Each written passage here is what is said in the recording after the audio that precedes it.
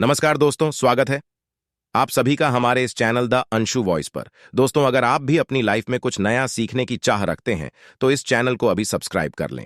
हे दुर्गा माता, आपसे हाथ जोड़कर निवेदन है कि आपके इस वीडियो को जो भी लाइक और चैनल को सब्सक्राइब करे उसके जीवन में कभी दुख दर्द मत आने देना। दोस्तों, इस बार की नवरात्रि का यह महापर्व बहुत ही शुभ और मंगलकारी माना जा रहा है, क्योंकि इस बार मां दुर्गा हाथी की सवारी पर पृथ्वी लोक में पधारेंगी और भक्तों को पीड़ा से मुक्त करेगी। दोस्तों, नवरात्रि के 9 दिन आदि शक्तिमान दुर्गा को समर्पित होते हैं। नवरात्रि के 9 दिन माता रानी के 9 अलग अलग स्वरूपों का पूजन किया जाता है। नवरात्रि के 9 दिनों में माता रानी को अलग अलग स्वरूप के हिसाब से अलग अलग पुष्प, अलग अलग भोग अर्पित किए जाते हैं। देवी भागवत पुराण के अनुसार नवरात्रि के पावन पर्व पर माता रानी अपने भक्तों के घर में विराजमान रहती है। ऐसे में हम सभी कोशिश करते हैं कि माता रानी को प्रसन्न कर उनकी कृपा प्राप्त कर सके।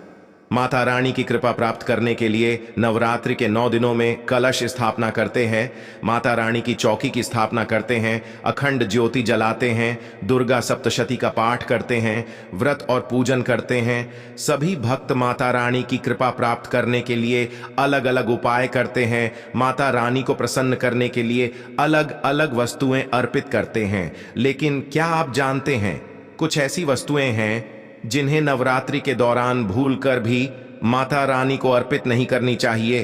अगर इन वस्तुओं को आप गलती से भी माता रानी को अर्पित करेंगे तो आपको व्रत और पूजन का पूर्ण फल प्राप्त नहीं होगा और माता रानी आपसे क्रोधित हो जाती है। इसलिए माता रानी की कृपा प्राप्त करने के लिए आपको यह जानना अति आवश्यक है कि ऐसी कौन सी वस्तुएं हैं जो कि इस नवरात्रि माता रानी के पूजन में भूलकर भी इस्तेमाल नहीं करनी चाहिए। लेकिन दोस्तों, उससे पहले आपसे रिक्वेस्ट करते हैं, अगर आप चैनल पर पहली बार आए हैं तो इस वीडियो को लाइक करके कमेंट में जय माता दी लिखना न भूलें। साथ ही आपके अपने चैनल द अंशु वॉइस को सब्सक्राइब भी कर लें। दोस्तों, इस बार नवरात्रि पूरे 9 दिनों तक मनाई जाएगी। नवरात्रि का महापर्व इस बार 15 अक्टूबर दिन रविवार को शुरू होकर इसका समापन 23 अक्टूबर दिन सोमवार को होगा। ऐसे में शारदीय नवरात्रि पर मां दुर्गा की कृपा पाने के लिए कलश स्थापना का शुभ मुहूर्त है। 15 अक्टूबर को सुबह 11:44 से दोपहर 12:30 तक है। धार्मिक मान्यताओं के अनुसार नवरात्रि के इन्हीं 9 दिनों में मां दुर्गा धरती पर आती है। इन दिनों में कलश स्थापना कर 9 दिनों तक व्रत उपवास किए जाते हैं। नवरात्रि में 9 दिनों तक भक्त मां के अलग अलग स्वरूपों की पूजा अर्चना करते हैं। मां को प्रसन्न करने के लिए व्रत भी किया जाता है।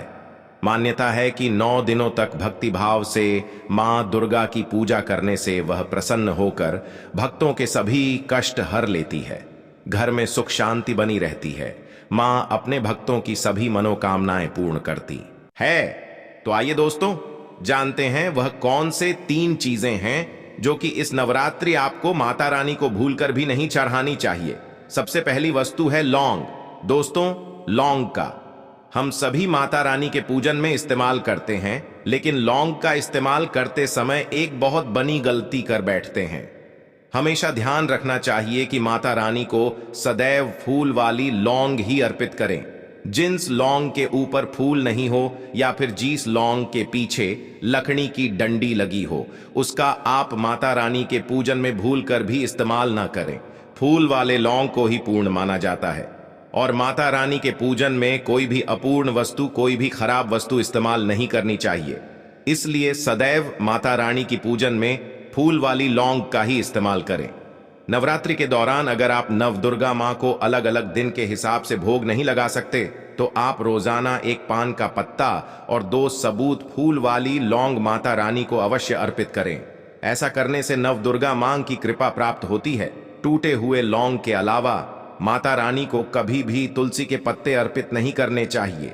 मां दुर्गा की पूजन में तुलसी पत्र का इस्तेमाल करना वर्जित माना जाता है। तुलसी पत्र के अलावा आंवला भी माता रानी को अर्पित नहीं करना चाहिए और दूर्वा भी माता रानी को अर्पित नहीं करनी चाहिए। दूर्वा भगवान श्री गणेश को अति प्रिय है। नवरात्रि में आप भगवान श्री गणेश को दूर्वा अर्पित कर सकते हैं। भगवान विष्णु जी को तुलसी के पत्ते अवश्य अर्पित कर सकते हैं। लेकिन माता रानी को भूल कर भी तुलसी के पत्ते या दूर्वा अर्पित ना करें। मंदार या आंख के फूल भी आप माता रानी को अर्पित ना करें। माता रानी को सदैव लाल रंग के फूल अर्पित करने चाहिए। लाल रंग के फूल माता रानी को अति प्रिय है। खासकर माता रानी को गुड़हल और कमल के फूल अति प्रिय है। शास्त्रों में बताया गया है कि घर में माता रानी की 2 या 3 मूर्तियां या फोटो नहीं होने चाहिए। इस बात का भी आप विशेष ध्यान रखें और माता रानी के पूजन में कोई भी खंडित चीज इस्तेमाल न करें। खंडित चीज जैसे कि झटका हुआ या टूटा हुआ दीपक या फिर चटका हुआ कोई बर्तन। साथ ही यह भी ध्यान रखें कि लोहे के और प्लास्टिक के बर्तन आप माता रानी के पूजन में इस्तेमाल न करें। कई लोग बोन चाइना के बर्तन पूजन में इस्तेमाल करते हैं, लेकिन भूलकर भी ना करें क्योंकि उन बर्तनों में हड्डियों का चूरा मिला होता है। तो ऐसे बर्तनों को भी माता रानी के पूजन से सदैव दूर रखें।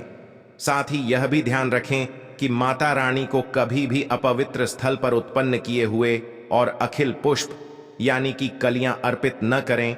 फूलों की पत्तियां तोड़कर भी आप माता रानी को अर्पित ना करें। माता रानी को जो पुष्प अर्पित कर रहे हैं उन्हें सुधे नहीं, यानी कि हुए पुष्प, गिरे हुए पुष्प या फिर मुरझाए हुए पुष्प आप माता रानी को अर्पित ना करें। दूसरों के यहां से चुराकर लाए हुए पुष्प या फिर अपवित्र वस्तुओं में रखकर लाए हुए पुष्प जैसे कि पेंट की जेब इत्यादि जगहों पर रखकर लाए हुए पुष्प भी आप माता रानी को अर्पित ना करें। ऐसे फूलों को चढ़ाने से मां प्रसन्न नहीं होती है और जातक को पूजा का फल प्राप्त नहीं होता। इसके बाद आखिरी वस्तु है नारियल। हिंदू धर्म में नारियल को समृद्धि, धन, शुभता और सम्मान का सूचक माना जाता है। नारियल को श्रीफल भी कहा जाता है। नारियल को सुख समृद्धि में वृद्धि करने वाला माना जाता है। नारियल का हर मांगलिक कार्य में विशेष महत्व होता है। जैसा कि आप सभी जानते हैं कि माता रानी के कई मंदिरों में नारियल से बलि भी दी जाती है और माता रानी के पूजन में नारियल का इस्तेमाल हम सभी करते हैं। खासकर कलश की स्थापना नारियल रख कर ही की जाती है। माता रानी के पूजन में हम नारियल इस्तेमाल करते समय कुछ गलतियां कर बैठते हैं। दोस्तों, नारियल कई प्रकार के होते हैं।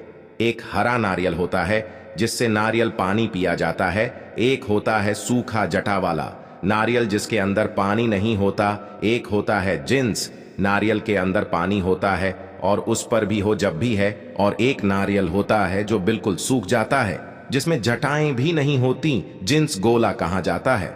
इसलिए यह जानना आवश्यक है कि माता रानी के पूजन में किस तरह का नारियल इस्तेमाल करें और कैसे इस्तेमाल करें। माता रानी के पूजन में सदैव पानी वाला और जटा वाला नारियल ही इस्तेमाल करें।